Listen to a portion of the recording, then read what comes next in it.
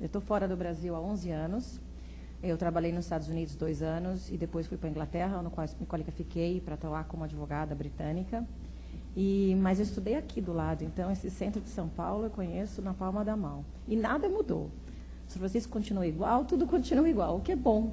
É bom a gente se sente em casa de novo. Pena que a idade vai passando. Mas o professor aqui foi meu professor mesmo, ele não acredita, mas é verdade. Foi meu professor em 90 e alguma coisa, 80 e alguma coisa. Bom, eu acho que eu devia passar a primeira palavra para o Frederico, porque ele vai dar um panorama geral sobre a diferença do advogado na Inglaterra, que nós somos 2 tipos. Nós somos na Inglaterra o solicitor e o barrister. E ele é um barrister, que é uma figura que não existe no nosso direito aqui, porque, na verdade, nós no Brasil somos um advogado com as 2 características. Mas lá não, é dividido. Então, ele vai dar, na verdade, uma visão sobre isso, e aí eu vou entrar falando da minha vida mais prática, que é, na verdade, aonde eu me encaixei nessa história da Inglaterra, na história do advogado, que é o solicitor e o barrister. Então, Frederico, eu peço para ele explicar um pouquinho de como funciona na Inglaterra e depois eu conto um pouco de mim. Bom dia. Como foi explicado, eu sou Frederico Singarajá, eu sou da Paraíba, mas tenho dupla nacionalidade. Meu pai era inglês, então com uns 14, 15 anos nós fomos para a Inglaterra e eu me formei lá. Então, aqui no Brasil, eu não sou advogado, só sou advogado na Inglaterra. E eu sou um barrister. O que é um barrister? Como a Vitória já falou, já explicou, lá, historicamente, temos 2 profissões, a primeira de solicitor e a segunda de barrister. A palavra lawyer, que é usada comumente, é um termo geral para qualquer pessoa que atua profissionalmente na profissão de advogar. Isso pode ser um solicitor, um barrister, um agente de patente, o que a gente chama de license conveyancer, um executivo jurídico, que é outra formação. Pode ser qualquer coisa, mas a profissão de advocacia, como vocês conhecem, que vocês chamam de advogado, é dividida em 2. A minha profissão de barrister, ela data do século XIII, mais ou menos, tá? Vamos voltar ao ano 1066, que foi quando Guilherme o Conquistador veio da França e matou o rei Haroldo com uma flecha no olho, e aí começou o parlamento, o sistema de direito inglês. Antes do Guilherme entrar na Inglaterra, existiam vários sistemas de direito, no norte, no meio e no sul da Inglaterra. Quando o Guilherme entrou e começou o parlamento, ele trouxe os seus juízes. E os seus juízes, eles andavam pelo país em circuitos. E eles escolhiam as melhores leis de cada região, de cada sistema, e formou um sistema só, o Sistema Comum de Leis, ou seja, Common Law. Tá? Inglaterra tem um sistema de Common Law. E aí veio os advogados. Nas cortes atuavam os barristers, que são as pessoas que fazem advocacia no seu sentido natural, ou seja, ele comunica o caso ao juiz. A arte de persuadir o juiz é o que o barrister faz. O solicitor, na outra mão, ele advoga, ele tem a conduta do caso. Ele é o procurador do cliente. Não existe, nos olhos da lei na Inglaterra, nenhuma diferença entre o solicitor e o cliente. Ambas partes são iguais. Tá? E essa, hoje em dia, é a diferença principal entre o barrister e o solicitor. O barrister não é o procurador, ele não é a parte do cliente. Eu não posso assinar um documento pelo cliente. Só o solicitor pode fazer isso. Eu não posso ter nenhuma conduta do caso. Eu não posso dar entrada num caso, em qualquer papel na corte. Eu não posso efetuar nenhum pagamento pelo cliente. Eu não posso receber dinheiros que não foram já feitos por trabalhos já feitos do cliente. Não posso fazer nada disso como barrister. Sou proibido profissionalmente, tanto por lei, tanto pelas regras da conduta profissional. Ok? Tem várias tradições que vêm com a profissão de barrister. Todo mundo provavelmente já ouviu falar, se não viu, que quando estamos em certas cortes, as cortes superiores, nós temos que vestir uma peruca e uma manta, tá?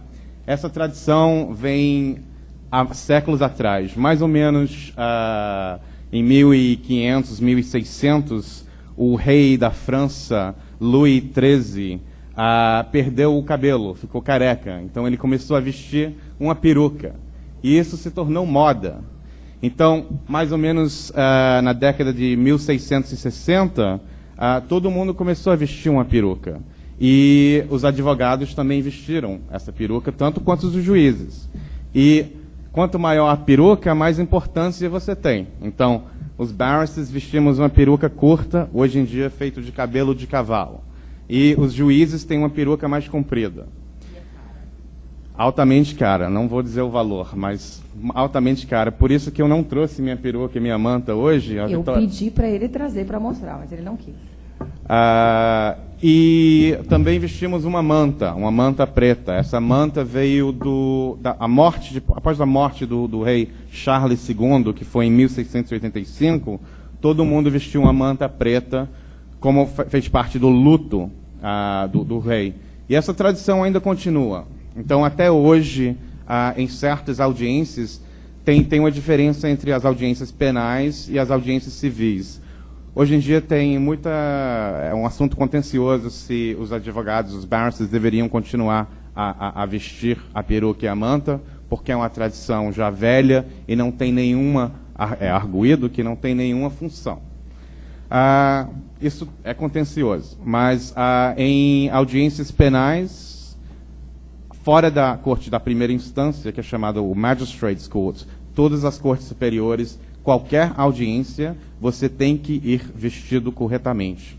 Se você não se vestir corretamente, com peruca, manta e terno abotoado com os primeiros 2 botões para homens, o juiz vai dizer que ele não está te ouvindo, não importa qual a altura da sua voz.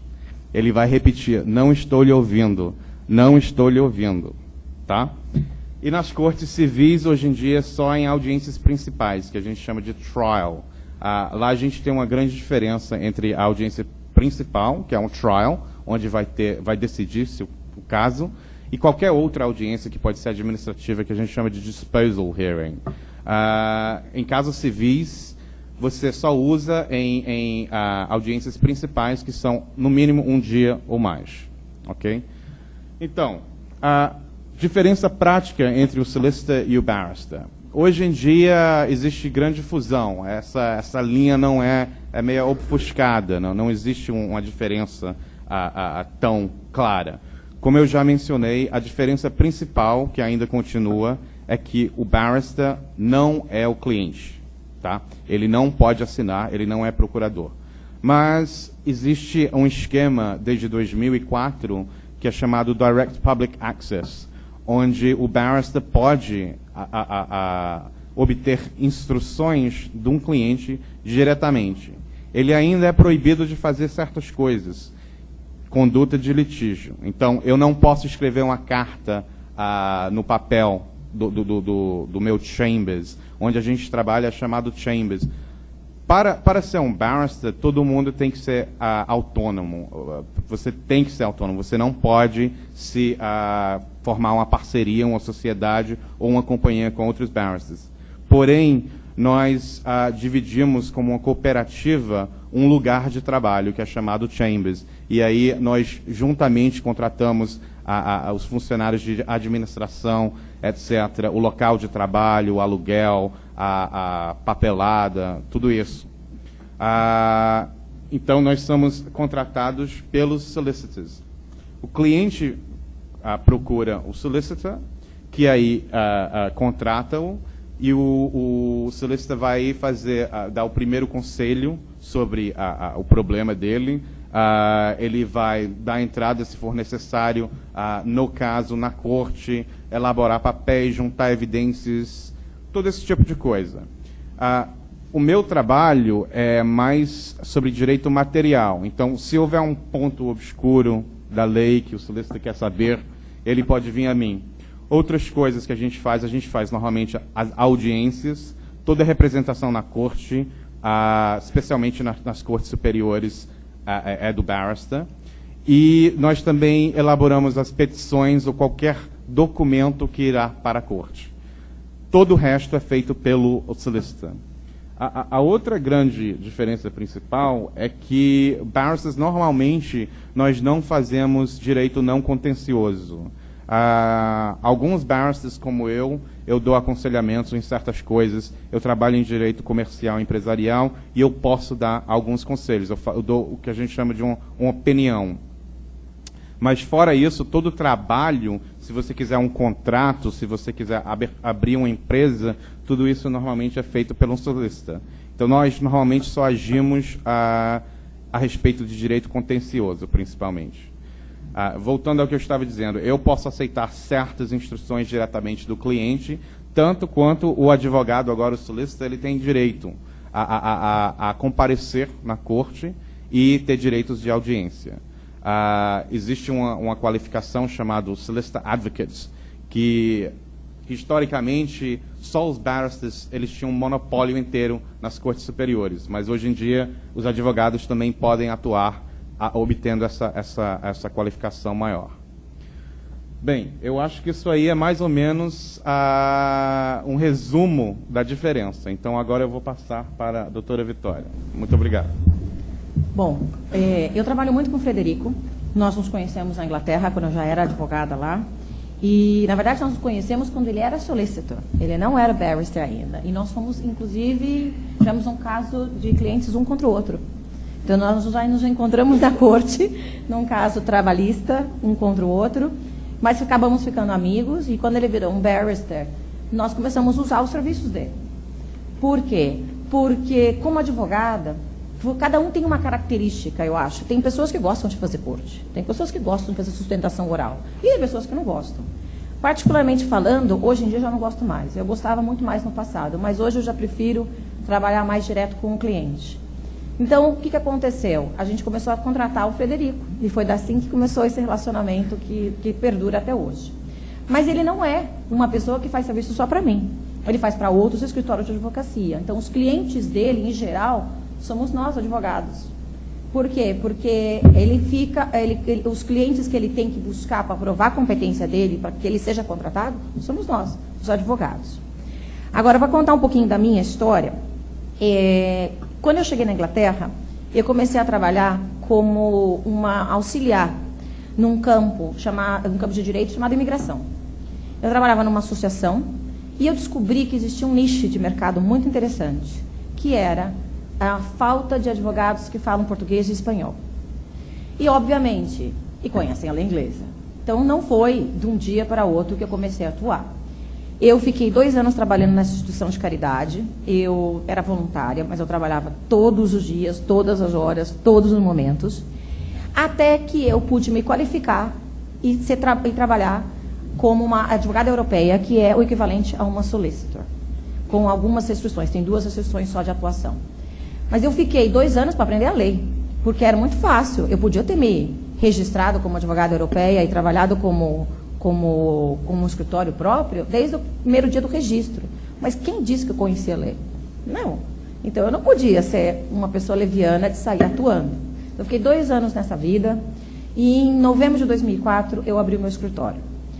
Nossos primeiros clientes eram sempre pessoas de língua espanhola ou em portuguesa, que vivem no Reino Unido e que tinham necessidades de serviços jurídicos.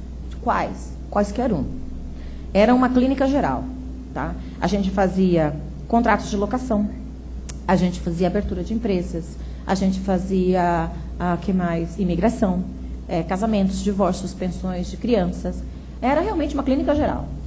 Com o tempo, nós fomos crescendo e hoje nós temos 2 áreas no escritório. E hoje nós somos 9 advogados. Mudou.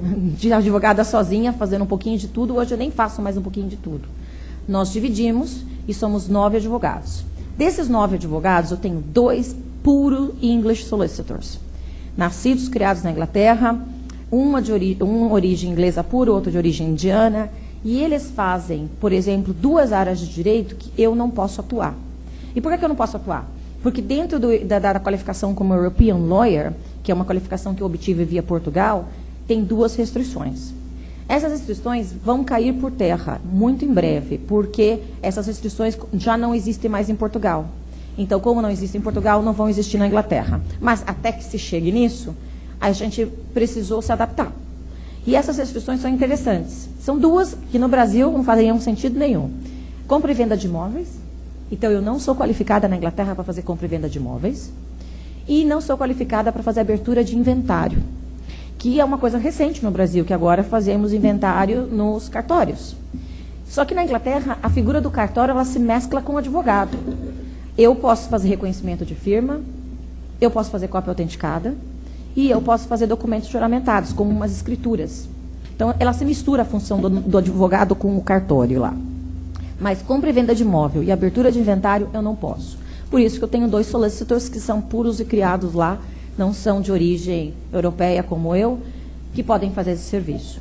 Nós temos também advogados brasileiros, colombiano, venezuelano, e português. E por que isso tudo? Porque, novamente, a minha clientela é uma clientela específica. E a gente cresceu para atender essa clientela. Então, eu moldei o escritório pelos clientes, não o contrário.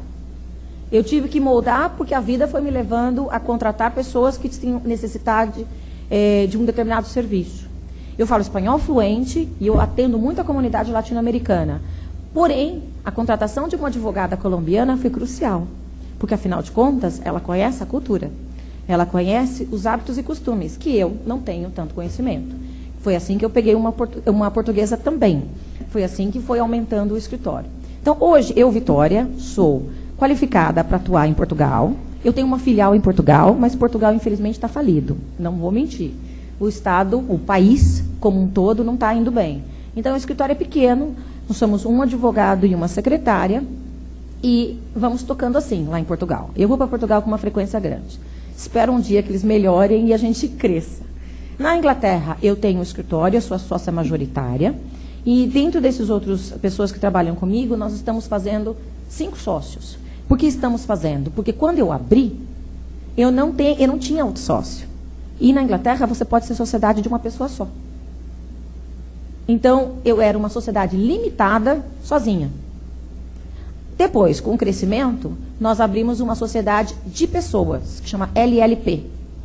Abri uma sociedade de pessoas e aí estou fazendo sócios de outras 5 pessoas, sendo os 2 britânicos, a portuguesa, a colombiana e uma brasileira, formada em PUC do Paraná, que é uma advogada que está comigo desde 2006.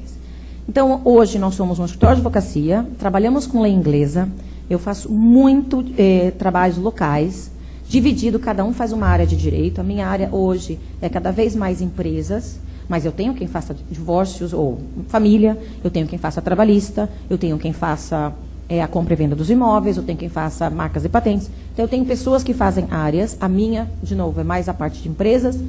E, como advogada brasileira, eu dou opiniões legais e faço serviços com relação ao Brasil também.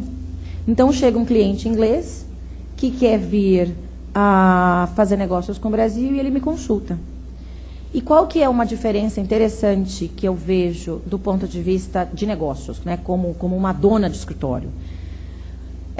Como eu estou formada, ou melhor, como eu estou constituída no Reino Unido, é mais fácil para alguns clientes pequenos, não clientes grandes. Clientes grandes vêm para o Brasil e contratam escritórios muito grandes, escritórios muito famosos. Mas clientes pequenos e médios, que ainda querem participar do mercado externo, eles não têm como pagar um escritório muito caro, porque às vezes a hora é muito cara do advogado. E como o nosso escritório é uma boutique pequena, nós temos como fazer um preço melhor. E aí ele pode usar os nossos serviços para lei inglesa e lei brasileira num comparativo. Por exemplo, Vitória, eu quero entrar no Brasil, eu escutei falar que no Brasil tem 13º, o que é isso? Então, eu faço um comparativo da lei brasileira e da lei britânica com relação a pagamento de salários, contrato de trabalho, e assim vai. Então, nós acabamos tendo um nicho de mercado por sermos um escritório extremamente diferenciado. Uma pergunta que um monte de gente me faz e ontem me fizeram. Há discriminação?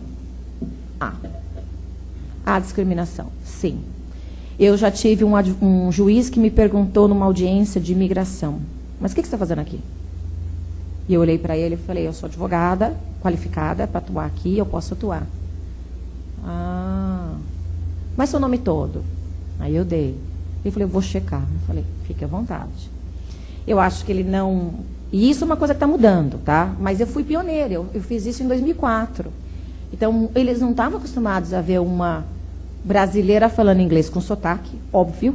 Eu falo inglês, mas eu tenho sotaque. Eu não sou igual o Frederico, que fez pai, mãe ou mãe inglês. Então, meu inglês, ele é muito bom, perfeitamente tranquilo, mas com sotaque. Eu tenho um acento normal.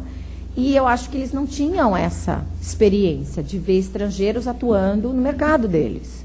Talvez, às vezes, indianos que eles viam. Mas não latino-americano. Então, eu tive alguns preconceitos no começo, mas são barreiras que a gente passa. E eu acho que essas barreiras existem, inclusive, para serem superadas, porque te dão um gosto melhor. Mas eu tive muito preconceito e já escutei muita gente falar, você foi louca de abrir um escritório na Inglaterra? Talvez sim. Um momento de insanidade, lá atrás, eu abri esse escritório. Mas eu acho que tecnicamente falando, tem muito futuro, porque como o mercado inglês e brasileiro está crescendo muito, a gente está trabalhando numa área que vai crescer bastante. Eu estou vendo que o professor Nilton tem aqui um monte de perguntas. Estou com medo dessas perguntas, professor. Perguntas difíceis? Não? Bom, então eu vou passar a pergunta para ele, porque, com certeza, contar um pouquinho da minha vida é fácil. Eu queria, na verdade, saber o que vocês queriam saber de como é para atuar no Reino Unido. Há uma coisa muito interessante. Na Inglaterra, isso o Fred pode explicar até melhor. O processo judicial, ele não existe da forma que existe no Brasil. Nós não temos um cartório onde fica o processo. Quem monta o processo é o advogado. Então, se eu tenho um processo judicial, que nós, por exemplo, nós tivemos um caso um contra o outro no passado, e no management hearing, que é uma audiência que o juiz determinou que eu que ia montar o processo, eu monto as pastas. E no dia da audiência, apesar de ele ter tudo antes, previamente, porque eu vou mandando por fax ou por correio, eu tenho que levar na audiência uma mala. Literalmente, a gente vai com uma mala de rodinha, com as pastas do caso montado. Então, eu vou com uma mala. Normalmente, por exemplo, em trabalhista, são 3 juízes, tá? 3 juízes, a minha pasta, a pasta dele, a pasta da testemunha, porque a testemunha tem que ter uma cópia do processo na frente, e uma extra, porque na hora de fazer cópia a gente erra, todo mundo. E às vezes falta uma folhinha. Mas quem faz o processo é o advogado. E acho que é por isso, inclusive, que eu não gosto da parte de litígio. Na parte contenciosa não é comigo. Porque eu achava um absurdo isso. Apesar de que no Brasil a gente reclama muito que tem que ir no cartório e pedir o processo, o escrivão não está, perdeu, não achei, não sei onde está. É muito mais fácil do que lá, que a gente tem que montar o processo no próprio escritório. E a gente tem que levar isso na hora na corte. E isso é uma coisa interessantíssima, porque ele falou assim, eu queria ir aqui no fórum. Eu falei, vai, é logo ali. Mas perto da Inglaterra é muito diferente. Lá o fórum ele é vazio, não tem ninguém durante o dia. Quando você vai, tem audiência, tem a sala de audiência. Quando você vai, tem um segurança lá embaixo. Acabou. Não tem um processo, não tem um juiz, não tem um cartorário, não tem nada. Então, é tão diferente, é tão distinto, que talvez aí seja onde vocês tenham questões de curiosidade que vocês gostariam de saber como é que é atuar lá. Muito obrigado, Vitória. Eu vou fazer perguntas para você, mas primeiro eu quero interrogar o Frederico. A propósito das pastas, eu tive um caso trabalhista, tinha muito documento, e a juíza tomou uma providência prática que a gente não conhece no cível aqui. Ela fez uma pasta de documentos. Então, o processo só tinha as petições, as decisões dela, os despachos. Os documentos estavam no B. Nunca tinha visto. Não sei se alguém opera normalmente na Justiça do Trabalho, se os trabalhistas fazem isso, que não era o meu caso, mas eu nunca tinha visto. Não é? É bem assim, ó. É bom porque circula, é levinho, né? É mais fácil. Frederico, eu não entendi uma coisa, que eu vou, burrice minha, mas eu vou pedir para você explicar outra vez. O barrister não é procurador da parte? Ele não recebe procuração? Não, exatamente. A palavra em inglês é attorney. Talvez eu esteja traduzindo incorretamente, mas o meu entendimento é procurador, ou seja, ele é uma extensão do cliente. O barrister? Não, o solicitor. Solicitor, sim, isso eu entendi. Então, a divisão é como o solicitor é o representante do cliente e o barrister é na realidade um oficial da corte. Então o solicitor recebe uma procuração do cliente. O barrister Recebe. Não. E ele Mas pode... o barrister assina petições. Não. Não assina petições. Eu entendi. Ele é proibido de assinar petições. Para pôr isso em contexto, talvez, existe a jurisprudência na Inglaterra sobre negligência de advogados. Se um solicitor for negligente no que ele faz, vamos pôr um exemplo. Na Inglaterra, nós temos normalmente, em direito civil de contratos, ou torts, que a gente chama, um prazo de limitação de 6 anos para dar entrada no caso. Vamos dizer, por acaso, o cliente contrata o solicitor para dar entrada e ele perde esse prazo. Se ele perder esse prazo, a negligência do advogado é como se fosse a negligência do cliente. Então, o único recurso que ele terá é um caso contra o advogado por negligência. Mas a respeito de perder o prazo, não vai haver nenhum recurso. Mas se o barrister fizer esse erro, o erro não é do cliente, é do barrister. É diferente e talvez ele possa pedir dispensação especial porque o barrister errou. E não foi o erro dele. Sei. Quer dizer, esse caso que você falou dos 6 anos não é uma prescrição do Statute of Limitation. É isso? É, exatamente. E se o barrister deixa passar, não se aplica? Não é que não se aplica, mas existe a possibilidade de ele fazer o pedido à corte, e aí está na discrição da corte se ela vai deixar ou não. Seria uma espécie de motivo de força maior? Exatamente, exatamente. Mas ato do príncipe. Exatamente. Mas a distinção existe porque é o barrister e não o solicitor. Porque o solicitor, nos olhos da lei, é a mesma parte que o cliente. Quem paga o barrister? O solicitor. E isso é também um ponto contencioso. Tradicionalmente, nunca existe um contrato entre um barrister, um contrato formal entre um barrister e um solicitor. Eu sou muito acostumado a receber os papéis o dia anterior, ou a noite anterior, do caso. Eu analiso o caso, preparo o caso e vou à audiência no próximo dia. Não existe nenhum contrato formal. O fee, ou seja, os meus honorários, ele é acordado entre o meu clerk, que é um dos funcionários administrativos, e o solicitor. A única coisa que eu faço é direito material e audiência. Qualquer parte administrativa eu também sou proibido de fazer. São os meus funcionários no meu chambers que acertam tudo isso com o solicitor.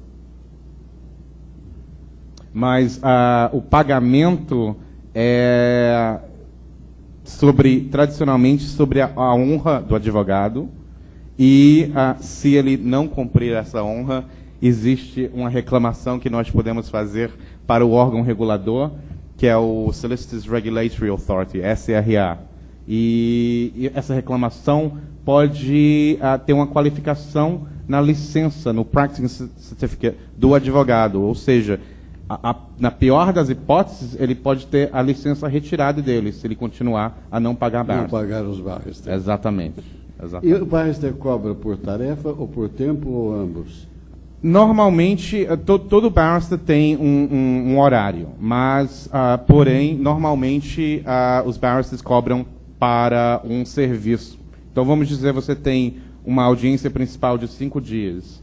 A gente tem o que a gente chama de um brief fee, que é o primeiro dia, preparação, e o primeiro dia na corte. Porque uma audiência principal pode se resolver qualquer hora. Então, pode ser na porta da corte que a gente entra num acordo e morre aí. Mas o barrister já fez o preparo. Então, o brief é para o primeiro dia e, após os dias seguintes, a gente chama de refresher. Então, você tem uma taxa maior pelo primeiro dia, que é o envolvimento do maior trabalho, e, após disso, por cada dia na corte. Mas esse brief não é um papel? O brief é os papéis. Sim, mas não é assinado? Não, na realidade, o brief é todos os papéis que nós necessitamos para poder fazer aquela audiência. Então, se não mas o barrister se identifica nesses papéis? Se identifica esses papéis. Mas como ele próprio, não como representante do cliente? Mas não. Na realidade, quem se identifica no registro da corte é o solicitor, a firma de solicitors. Sim. Porque eu não tenho nenhuma conexão direta com o caso, fora a minha representação no dia. Então, quando vem um julgamento, por exemplo, vai dizer representação Frederico Singarajá, instruído por NABES Legal Solicitors. Mas em todos os outros documentos da corte, só vai ter NABES. Meu nome não estará lá. E a decisão vem do solicitor. Sim, sim. Nós é que recebemos. É porque você estava contando um pouco de história. O Guilherme era o Guilherme Le Conquereur. É William the Conqueror, exatamente. Guilherme o Conquistador. Eu soube de um advogado português velhinho, uma vez, em Lisboa, que ele explicou, não sei se você pode me dizer se é verdade, como é que surgiu o pagamento por tarefa. Ele disse que o sistema na Inglaterra era que todos os bens ficavam para o filho mais velho do falecido. Exatamente. Os outros não ganhavam nada, mas também não podiam trabalhar. Exatamente. Nobre não trabalha. Exatamente. Né? Mas ele podia ouvir. Então ele ouvia as partes, como se fosse um psicólogo. Né? E cobrava o tempo ocupado, mas aí ele não trabalhou, ele só ouviu. Quando veio a Revolução Industrial, já vou fazer uma pergunta para você sobre propriedade industrial, diz que quando veio a Revolução Industrial, para pedir patentes, o advogado, o solicitor, precisava de um engenheiro para fazer os desenhos. O engenheiro cobrava por folha, não cobrava por tempo.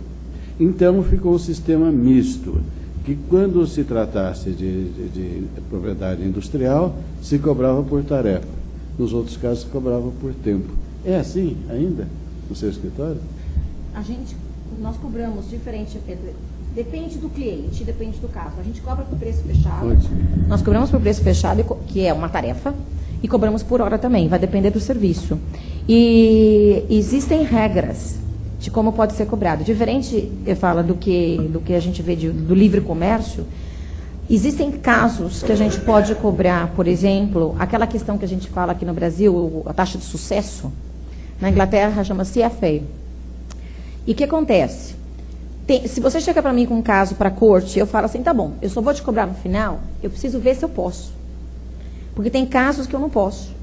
Então, muita gente cobra, assim, os casos de personal injury, que são acidentes pessoais. Então, se eu ganhar, eu te cobro no final, se eu perder, a gente não paga, você não me paga. Mas tem casos que não pode ser feito assim.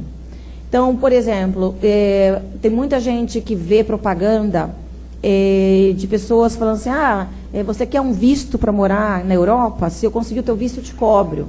Se eu não conseguir o visto, eu não te cobro. O advogado não pode fazer isso. Quem faz esse tipo de serviço são um tipo de despachante que existe. Eles podem, mas nós não podemos. Então, para eu fazer success fee, eu dependo de saber se a minha OAB lá me autoriza ou não. E aí eu vou no código. Eu tenho um código de conduta e tem vários outros anexos. E aí eu vou ver, bom, esse caso eu posso cobrar, esse caso eu não posso cobrar. E alguns eu não posso. Então, mesmo que eu tivesse interesse de fazer assim para o cliente, sei lá, pode ser um interesse de marketing, de eu querer ganhar esse caso, porque esse caso vai me trazer um certo nome no mercado. E eu falo para ele, olha, só vamos cobrar no final. Às vezes eu não posso fazer, eu sou proibida. Um jovem advogado americano, meu amigo me contou, não sei se é exatamente assim, mas disse que um advogado americano, quando o cliente vem com uma ação, ele quer ser autor, mover a ação, e se o advogado acha que tem chance de sucesso, ele não cobra nada. Diz que às vezes ele até paga as custas, mas ele vai ganhar no proporcional. Agora, se a parte comparece, tendo sofrido uma ação com prazo para defesa, daí ele está ferrado. Porque o advogado vai cobrar muito alto e ele não tem saída. Pode ser assim? Pode. Na Inglaterra também?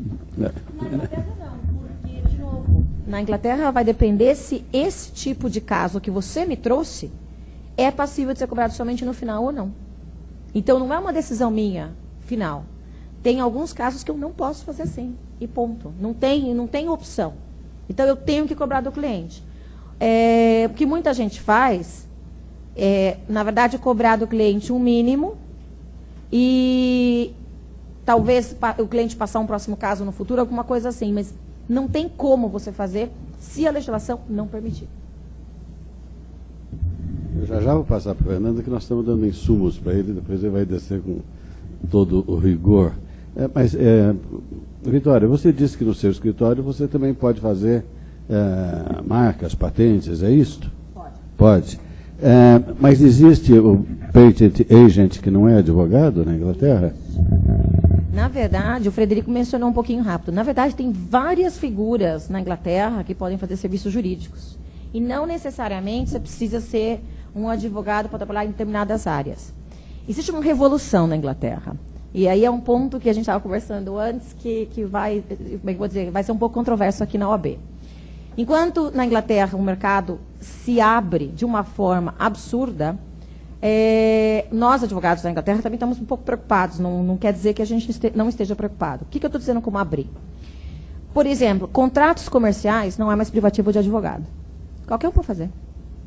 Se você achar que teu padeiro é bom para fazer um contrato, faça com o padeiro.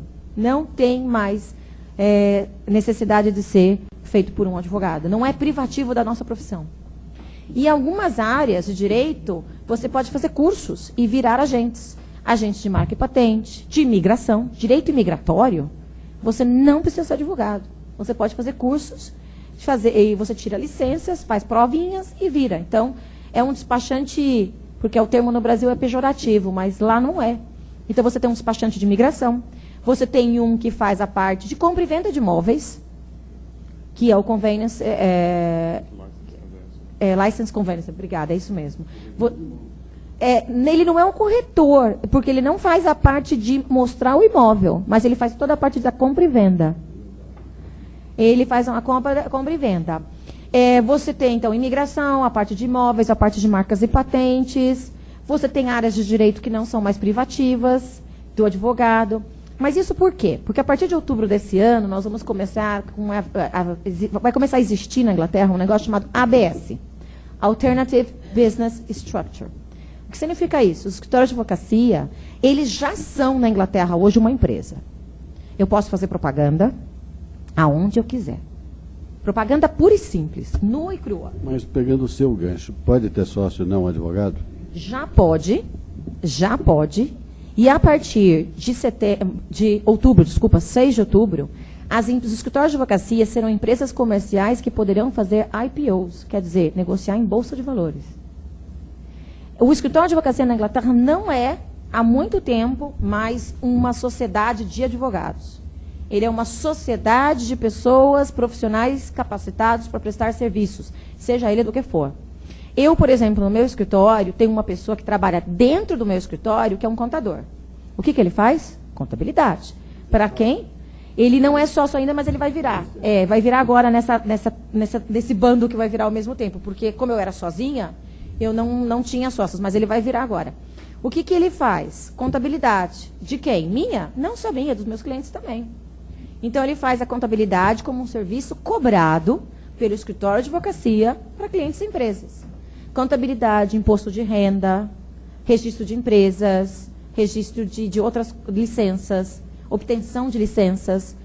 Então, não é mais visto como sendo uma profissão privativa, o escritório de advocacia é só de advogados. Diferente, não, professor? Doutor Fernando Pinheiro, acho que o assunto está maduro, as suas críticas. Não, eu não vou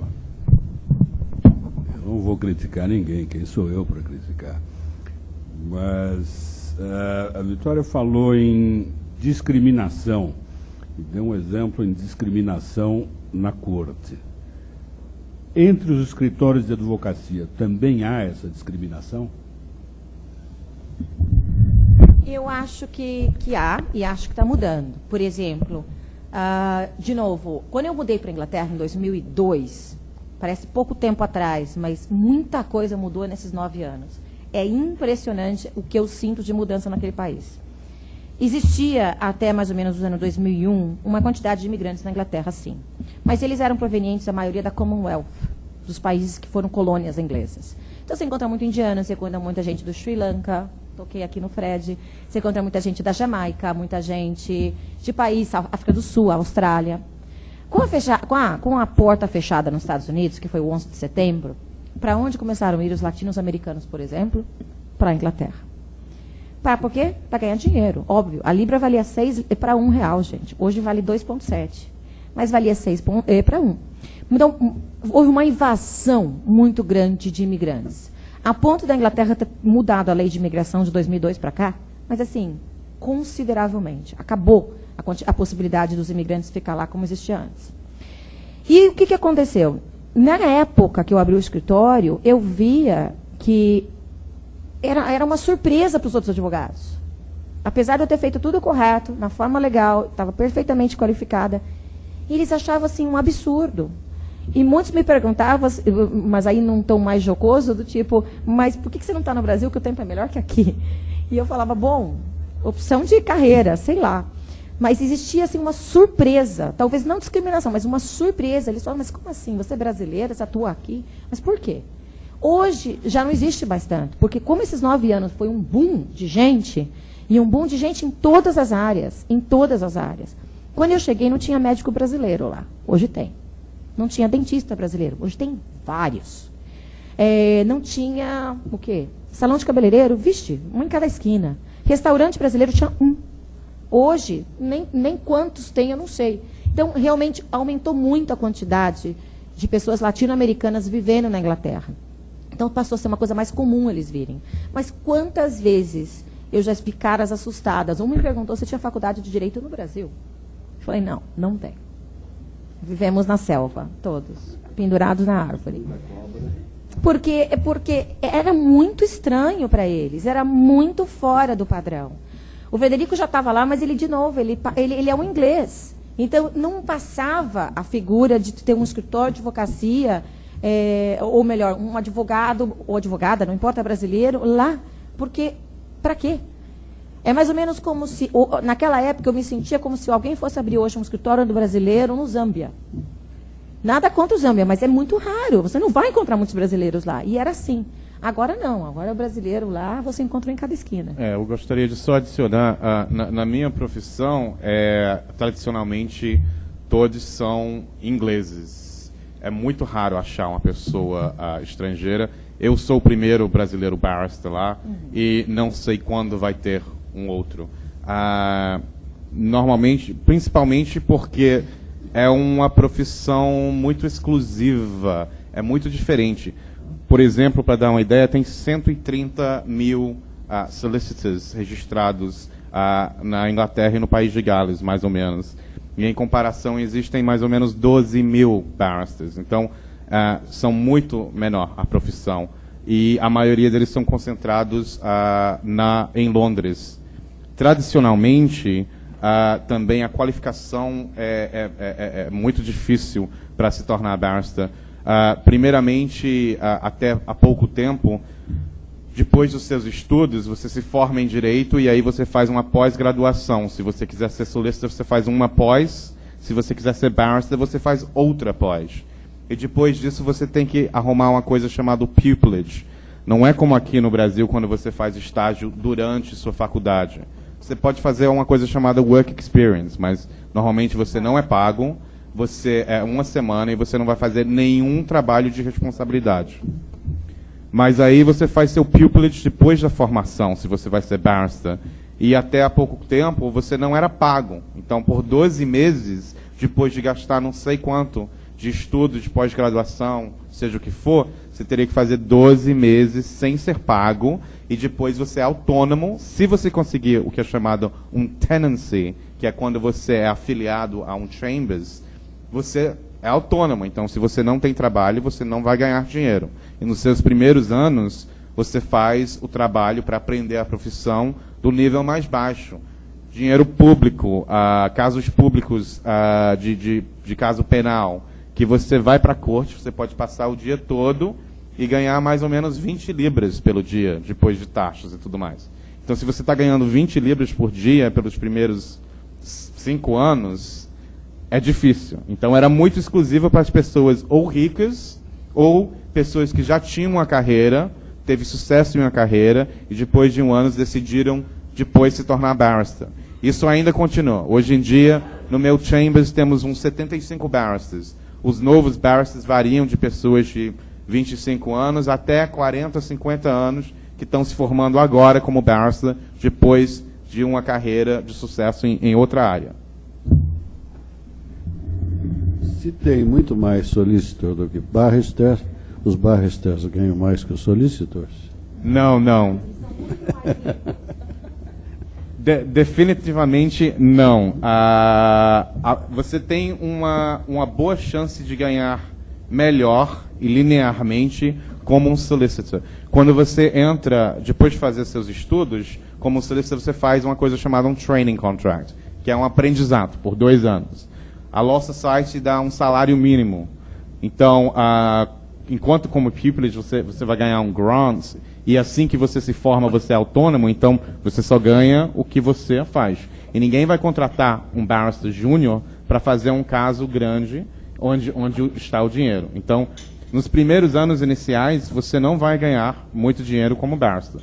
Tem uma ilusão de uma profissão glamourosa e alguns chegam até esse ponto, mas muitos não.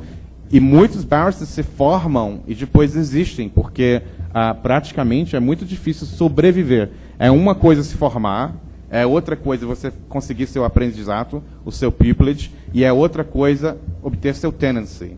E além do mais, em cima disso, sobreviver 5, 6, 7. Normalmente, você não começa a ganhar bem até mais ou menos 10 anos de prática. Então, me diga uma coisa. Um grande escritório de advocacia inglês tem 200, 300, 500 solicitors como sócios. E barristers não. Eles são independentes, ficam fora? Você pode praticar em 2 maneiras como barrister. Ou você pode ser um employed barrister. Se você é um employed barrister, você pode ou trabalhar dentro de uma firma ou dentro de uma companhia. Mas as regras de conduta para você são totalmente diferentes, os seus poderes são totalmente diferentes, são 2 regras separadas. Ou você é um independent barrister. Eu acho que aqui foi retirado, mas eu atuo no independent bar. Para atuar no independent bar, você tem que ser autônomo, parte da regra. Isso é para você ter a independência. Eu posso ser promotor tanto quanto defendente. Eu posso ser um autor, num caso civil, tanto quanto um defendente. Essa independência de fazer os 2 me dá uma visão mais objetiva. Então, por isso dá a independência do barrister.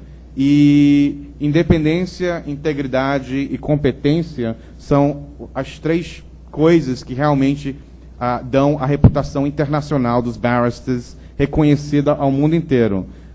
Por causa das colônias britânicas e por causa da integridade. A Inglaterra, historicamente, sempre foi um centro jurídico para disputas internacionais, porque sempre foi um sistema de leis que foi reconhecido como um sistema rígido, que você pode prever, e com integridade. Hoje em dia, claro, o resto do mundo está desenvolvendo, e não é tanto, mas historicamente a Inglaterra sempre foi, e os barristers ainda continuam a ter essa reputação e reconhecimento internacional.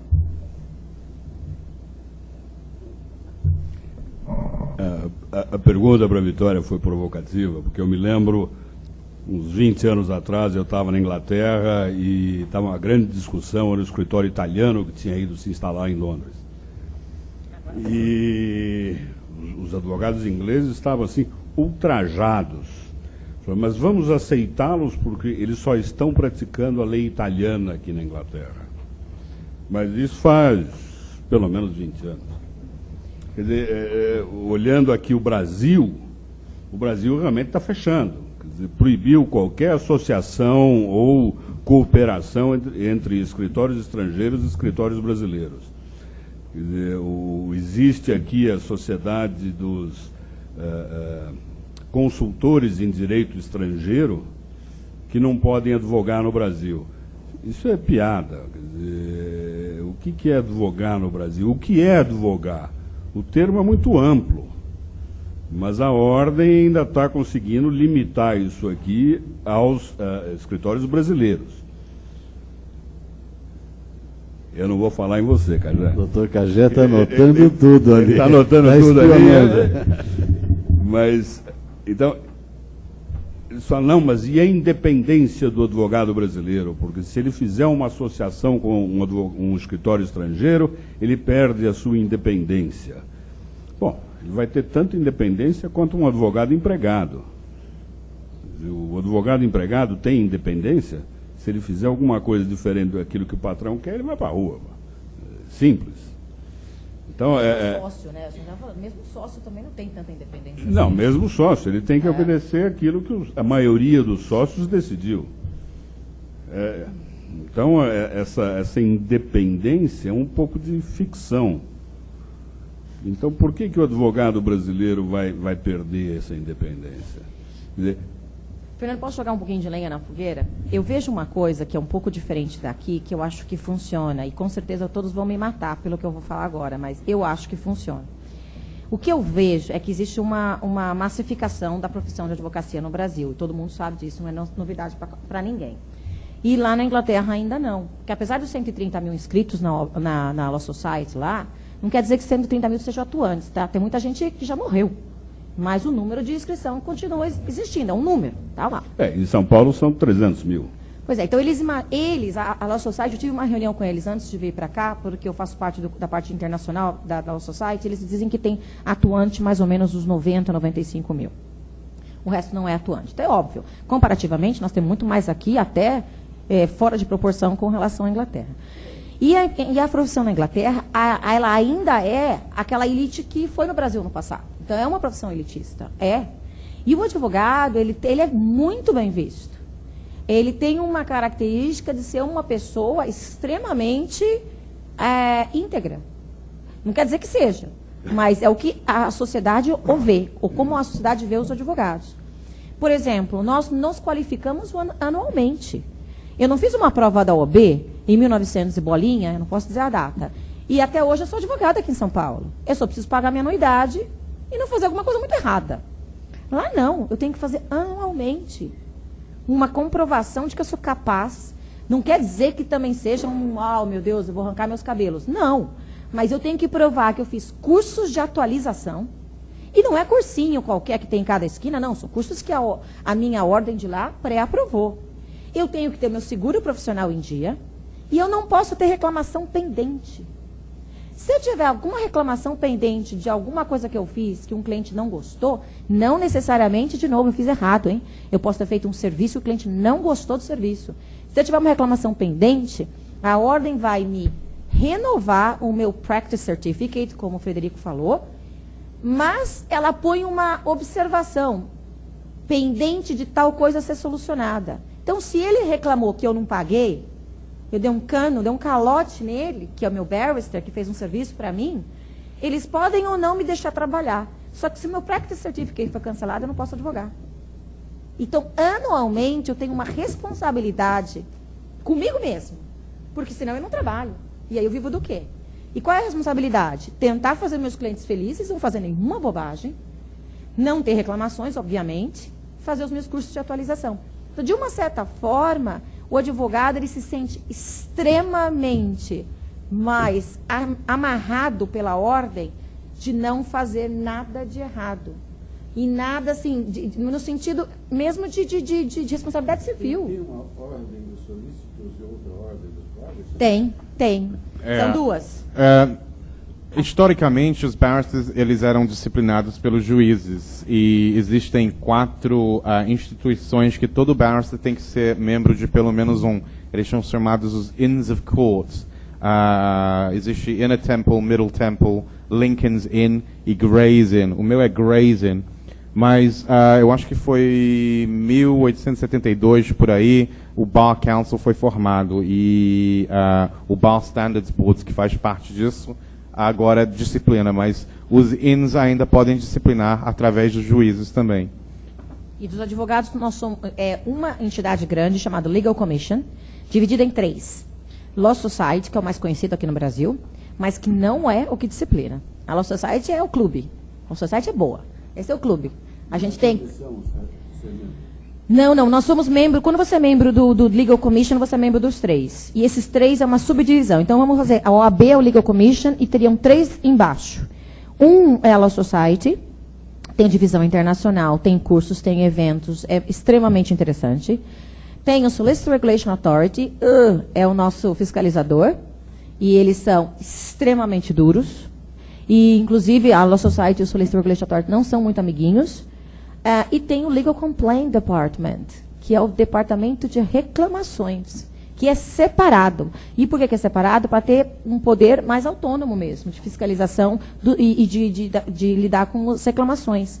Então, são 3 órgãos embaixo do grandão, e que a gente tem que responder para os 3, dependendo do que eles querem saber, do que você fez, do que você não fez. Mas eu sinto isso, porque eu sinto que há uma preocupação muito grande de não se fazer nada que seja contrário ao Código de Conduta, com medo de ser realmente perder o direito de trabalhar. Eu tive um caso com um advogado no Brasil, eu vou contar o caso para vocês verem qual é o nível de preocupação que a gente tem lá. Eu tive um caso que era uma investigação de paternidade e o inglês se recusou a fazer. Eu era advogada da menina brasileira que estava aqui e que fui contratada por um professor de uma universidade federal de um estado aí, que eu não posso dizer qual. E o cara se recusou a fazer. Então, eu falei para o meu cliente, e para essa moça e para o advogado dela, que eu estava tratando com os dois, que eu ia fazer uma petição para o juiz decretar que ele era o pai pela negativa de fazer o exame de DNA. Normal. Ele falou, não, eu não quero isso. Eu quero que ele faça o exame. Então, você vai forçá-lo a fazer o exame. Eu falei, forçá-lo como? Eu vou amarrar ele e vou levá-lo para o exame? Ele falou, não, você vai fazer ameaça. Eu falei, eu? Fazer ameaça? Ameaça é crime. Ele falou, não, manda uma cartinha para o advogado dele, dizendo que se ele não fizer o exame de DNA, nós vamos chamar para fazer o exame de DNA a esposa dele. Mas a esposa dele tem o quê com o assunto? O filho nasceu da outra mulher. Não, que aí ele vai ficar constrangido e vai fazer o exame, porque a mulher vai pegar no pé dele, o que em teoria parecia verdadeiro. Mas eu falei, impossível fazer isso. 1, porque é crime. 2, porque é contra totalmente a ética de um advogado. Eu não faria isso nunca. Ele falou, no Brasil nós faríamos. Eu falei, bom, de repente você faria, não os outros. E eu perdi o caso. Ele tirou do meu escritório. E se ele levou para outro, eu não sei. Mas eu me recusei a fazer isso porque eu sabia que se eu fizesse, o advogado desse homem ia fazer uma representação contra mim imediatamente e eu simplesmente estava frita. Então, por uma questão dessa, eu perdi um cliente. Mas por medo, literalmente, porque eu falei, eu não posso fazer esse tipo de coisa porque eu sei que isso é antiético e isso vai cair nas minhas costas. E eu não posso. Eu tenho um nome a zelar.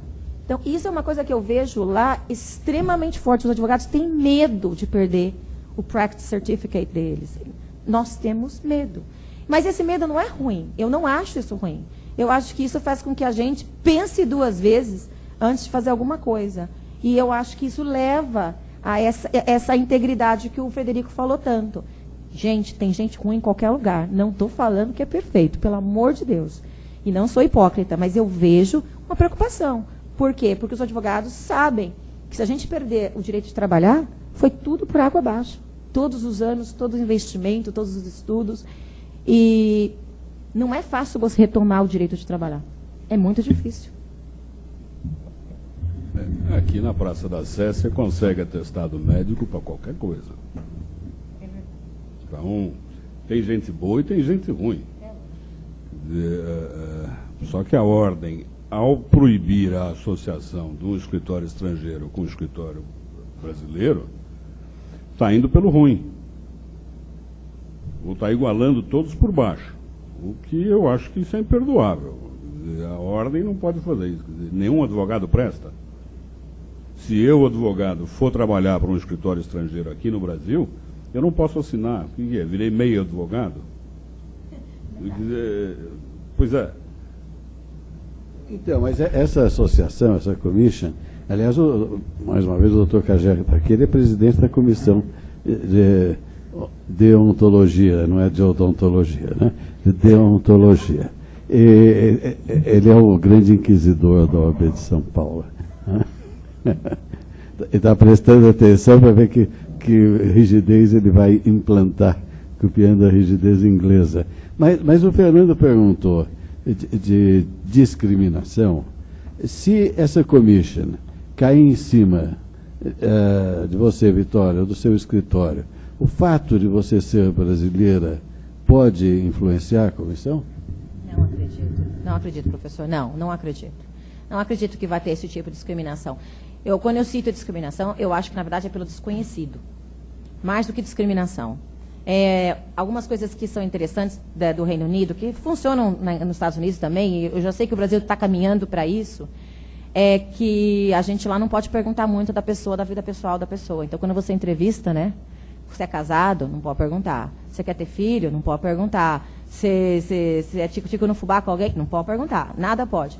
Então, eu não acho que a comissão seria discriminatória pelo fato de eu ser brasileira, porque seria realmente uma discriminação. E eles teriam, absurdamente, assim, todo mundo contra. Mas eu acho que é pelo desconhecido, é o fato de não conhecer e não saber como é que um advogado pode atuar, ou atua, ou tem conhecimento da lei. E eu me lembro muitas vezes que eles me perguntavam, mas de novo, por que você veio parar aqui? Eu explicava. Mas é desconhecido, não com relação à comissão, eu acho que, e nem com outras pessoas, eu acho que não é uma discriminação tanto por discriminação, mas é realmente por ser, talvez, um bichinho estranho lá no meio deles. Bom, agora eu vou fazer uma pergunta que é para você e o Cajé pensarem. Essa commission, como é que se chama mesmo? Legal Commission, que fiscaliza os solicitors, não é isso? Só quando eles atuam no território inglês ou quando eles atuam no Brasil, por exemplo? Quando eles atuam só no território inglês. Porque, de novo, se eles estiverem no Brasil e estiverem querendo atuar em direito inglês aqui, eles não precisam ter o Practice Certificate dele válido. Eles não estão atuando lá. Então, a Legal Commission não vai ter nenhum tipo de braço para chegar na pessoa aqui. Nem aqui, nem em lugar nenhum. A pessoa pode estar atuando, por exemplo, um advogado inglês na Argentina. Pois é, mas se ele não está inscrito na OAB aqui, e a Commission não tem alcance sobre ele pode praticar qualquer barbaridade. Aí vai ser punido lá, mas por um reporte da OAB, porque senão não vai chegar. A outra coisa é que você tem um dever de liberar qualquer informações sobre qualquer antecedente, tanto penal, tanto profissional. Então, se você, por exemplo, atua aqui, se você tem um practice certificate, você pode ser disciplinado, mas no seu retorno à Inglaterra, se você decidir algum dia retornar, quando você se reinscreve em qualquer órgão, seja o Bar Council ou o SRA, você terá que declarar qualquer infração, ou profissional ou penal, qualquer lugar no mundo. Qualquer lugar no mundo. Isso. Não só no território Exatamente. Mas se você for se reinscrever lá, porque se você estiver, por exemplo, atuando aqui, naquele momento da atuação, se você não tiver inscrito lá, ou o seu practice certificate não é válido, você precisa se reportar para eles, porque você não está com aquilo válido. Mas na hora que você voltar e for revalidar, você vai ter que falar de qualquer jeito. Quer dizer que o advogado inglês não pode dar propina por aí, no terceiro mundo. Bribery Act. Pode? Que é muito mais violento que o americano. Muito. Na Inglaterra? Era essa a minha curiosidade. Tem lá também. Ele ia começar a vigorar em abril. Existe um Bribery Act, que é a legislação contra a corrupção. É pior que a americana. Conseguiram fazer pior que dos Estados Unidos. Eles capricharam nessa. Ia começar a vigorar dia 1º de abril desse ano, ou 4 de abril, um desses dias. Mudou, porque as empresas pediram para ganhar mais conhecimento da legislação, que não é cumprida, hein? Não é pelo tamanho dela, mas é até onde nos afeta. E eu vou dar um exemplo clássico. Quando você abre uma empresa aqui no Brasil, o que normalmente você paga? Taxa de urgência. O que é taxa de urgência? Taxa de urgência cai no Bribery Act, porque a legislação diz o seguinte: não é você corromper alguém, mas você ter conhecimento que alguém está sendo corrompido te faz, como é que eu vou dizer, cúmplice daquela situação. Não é corrupção. Dependendo, A pessoa vai fazer aquele serviço que ela tinha que fazer, nada. É urgência própria. Quer dizer, você vai gratificá-la. Não, mas depende da taxa de urgência, Fernando. Se você paga, por exemplo, taxa de urgência na junta comercial, Agora o seu processo vai andar, porque eu dei lá uma taxa de urgência. Eu li uma vez um livro de um advogado americano formado em Harvard. Eu não lembro o nome do autor, mas eu lembro o nome do livro. Chamava The Terrible Truth About Lawyers. Conhece esse livro? Eu nunca vi, mas imagino que seja. Num certo ponto, ele disse que depois ele virou cliente de advogados, que ele abriu uma empresa que trabalhava com marcas esportivas e tudo mais, então ele tratava com advogados. E ele disse que então ele sabia do que ele estava fazendo, né?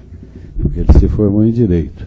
Ele disse que achava muito injusto cobrar por hora, que é um hábito americano, inglês também, né?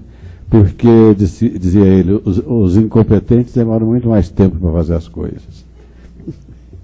Não é verdade? É?